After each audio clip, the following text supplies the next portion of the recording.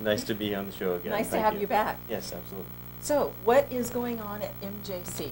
Well, as you just alluded to, we just went through our round of elections for the year. Served as the president of the Student Senate on campus for the 2011-2012 term. Now that the elections have taken place, now I'm going to be working as the student trustee. The student trustee sits on the board of trustees for the Yosemite Community College District, which encompasses Modesto Junior College, both campuses there, and Columbia College as well, and then anything in between. We got a lot of little satellite campuses out in Patterson and Oakdale, things like that. So I'll be addressing the needs and concerns of students across the entire district. When I think of trustee, I think of somebody who sits behind the desk and pushes a pencil and looks at all the figures. But it sounds like it's more encompassing than just doing paperwork. Well, it's definitely the purpose behind the trustees in general, whether you're a student trustee or not. The student trustee is on there to be a voice for students and advocate for students to the trustees. And the trustees are put there to, again, serve in trust to the district. And while the chancellor and the presidents of the schools take care of all the little, day-to-day, managing stuff at the schools, the trustees deal with the legislative matters, putting together policies, making sure things work, and making sure that everything is taken care of policy-wise. Speaking of president, how is that going? Well, you knew I was going to ask this. we talked about that last time. That we had some candidates go through, and then it was shot down by the chancellor. Chancellor wasn't convinced that they were the right candidates, so now we have 4 more candidates that have been selected. I got to sit on that committee, so that was a nightmare. Was it very time consuming? Very time consuming, very stressful, because of course this is the person that we hope will be there for the long term. We've had an issue for the past 10 years of having 11 different presidents. So it's been a big giant revolving door in the president's office. So our goal now is who can we find that's going to be there for the long term, and at the same time, not only that, but also make sure that they're there for all the right reasons, and that they're there to serve the students and serve the faculty, serve the staff the way that the staff, faculty, and students want. We're choosing somebody to represent us to the community at large, and they're going to have to be they have a after 10 years of having that revolving door, they got some nice big shoes to fill. Why has there been a revolving door? Why has there been a revolving door? I don't know that there is a specific answer to that. I would like to say maybe the pay's not good, or maybe it's too stressful. I don't know. I think really it's been a large issue at Modesto Junior College is that it is a stressful environment to work at. With that, there's a lot of things going on our campus. We're a two-campus school. There's a lot of stresses that go along in that. We've had a political culture on campus that says things have been done this way for X amount of time for so long. We're a very old school.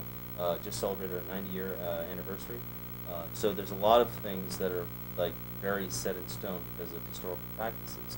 And when you're a president coming in, unless you've been there for a long time, you've been able to adapt to these cultures, it can be very stressful.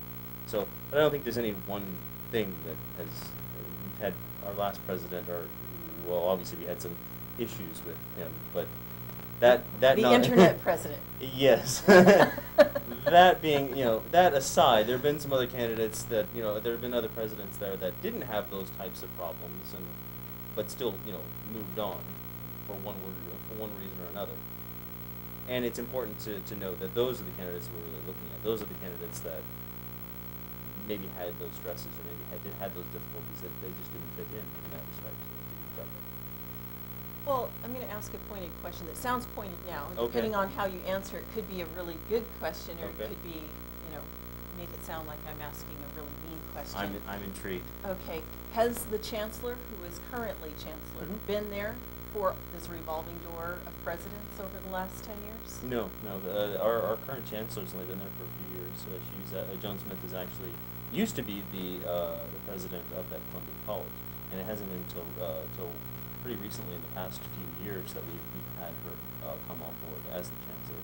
So it'd be nice to it would be kind of nice to say we've had this chancellor there for 10 years and we've had nothing but problems. So at least then I guess in that respect people would feel comfortable, like, oh, we're going to point the finger at her, but that hasn't been the case.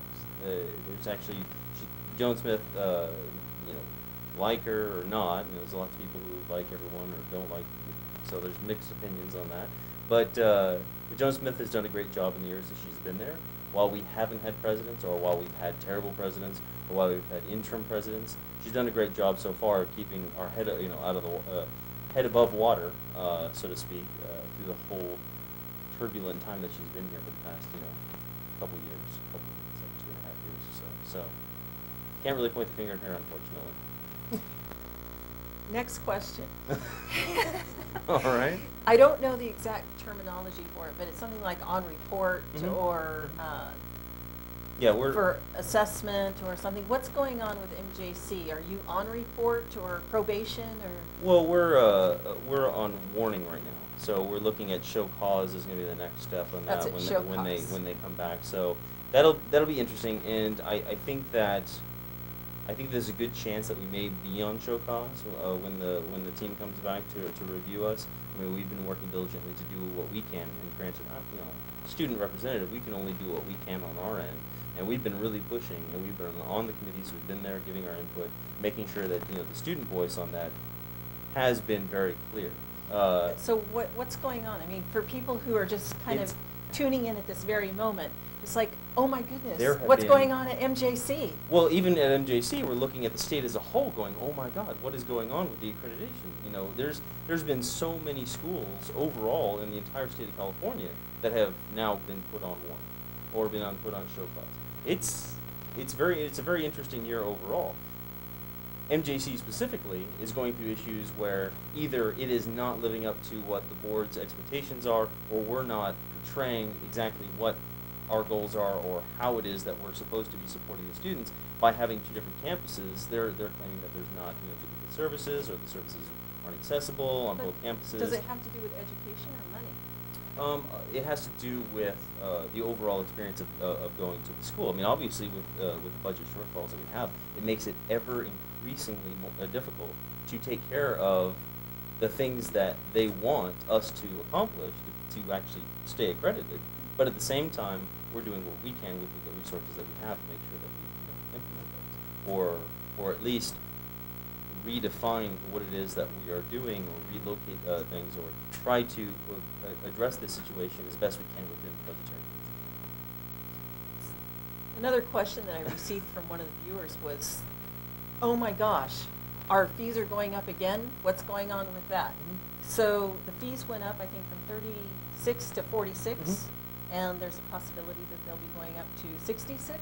There's a possibility of that. Right now, it's only up to 46 at the moment. I mean, and this is 46 a unit. Right. Yeah. And right now, our district pays the students in our district right now pay the lowest enrollment fees of all the colleges in the state of California. Which is not to say that I've got a bone to pick about that.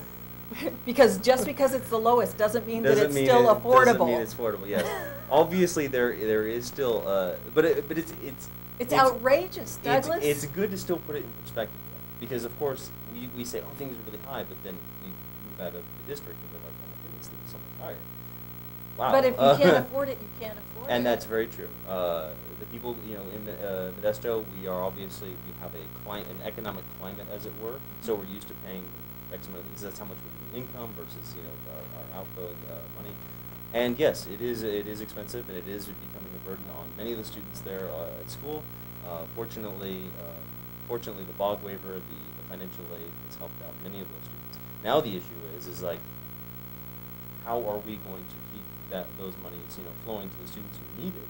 And that's why the Student Success Task Force has come up with and implemented all the new policies that are going to our legislative branch in California to talk about repeated courses, students being there for X amount of years, having to have an ed plan. So all of these things are hopefully going to streamline students, so we don't have students that are tenured at school being students, so because unfortunately, it is unfortunate that if they're collecting a financial aid and they're not really progressing in their education or have any. I don't know that they don't have goals. Obviously, every student is different. But what the state sees, the state doesn't look at each individual case. What they're looking at is as a whole. They see a student there on campus and they've received 7 out of the 9 years that's been allotted to them for financial aid, and they're saying, what's going on? Why are you still at MJC? So they're trying to limit that and saying, You need to streamline what you're doing. Ed plan. You know, let's get you in the classes you need to get into. But then there's still the issue of the school doesn't have a sufficient budget to make sure that those classes are open. So then you're like, oh my God. So how do you match your ed plan to what's available so that it's still, you know, again, it's a nightmare. Well, the subject of looking at things as a whole instead of individually is a topic for next time. Okay. Because I really would like to address that, looking at the whole, and all of a sudden everybody's clumped in with the whole. Mm-hmm. And it's very difficult as an individual sometimes to find the whole that you need to be with in order to get an affordable education. And that's true. There's obviously huge stratifications with, you know, people in groups and whatnot. You're in that group or not. Right. Right. So, yeah. So we'll talk about that next time. Okay. For now, where can we find you? You can find me on Facebook, Douglas Dyrssen, last name spelled Dyrssen. You can also email me. It's douglasdyrssen@gmail.com. So you can find me there, email me, and send me all kinds of questions if you like. So. Yeah, send him questions There you because go. he'll be back. There you Hopefully go. you'll be back in a few weeks. Oh, So, absolutely. Okay, thank Absolutely. you very much. I appreciate and it. thanks for coming down. I know you're in between meetings. So All the time. thank you.